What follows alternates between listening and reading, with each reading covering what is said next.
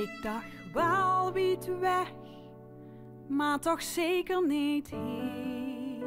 Het op de rijkste land, Nederland, huurt er toch niet bij. Ja, in de derde wereld, daar gaat het niet goed. Wat bliek, 1 miljoen Nederlanders leven in armoed. Die 1 miljoen mensen, die staan op boetespel. En die gooidoelen rammelen nu met de bedelbel. Prachtig dat je me stelt organiseert. Maar deze vrouw is toch niet verkeerd. Waarom alleen met Kerstmis?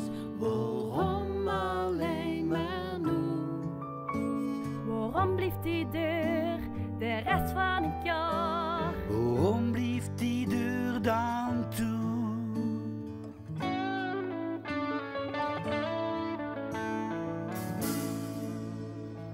2 weken tellen, die 1 miljoen mensen met. De rest van het jaar is het weer, wie zitten waar ze zit.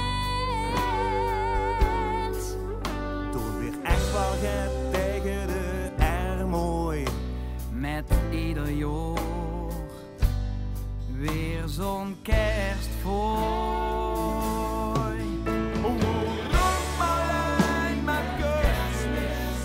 Waarom alleen maar nou? Waarom blijft die deur de rest van het jaar? Waarom blijft die deur dan toe? Waarom alleen met Kerstmis? Waarom alleen met deze tijd? Zien weer dat gevoel van samen, de rest van het jaar weer kwijt.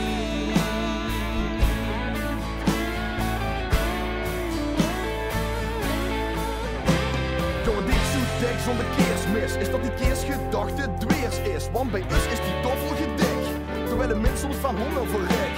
En ik vul mich dan rot, geneer mich kapot. Dus laat ik nu zien wie het kind, wie het mot. Tot beter te weten, pas staat ik geneten, doen 4 en nu cent in de pot. En vlot!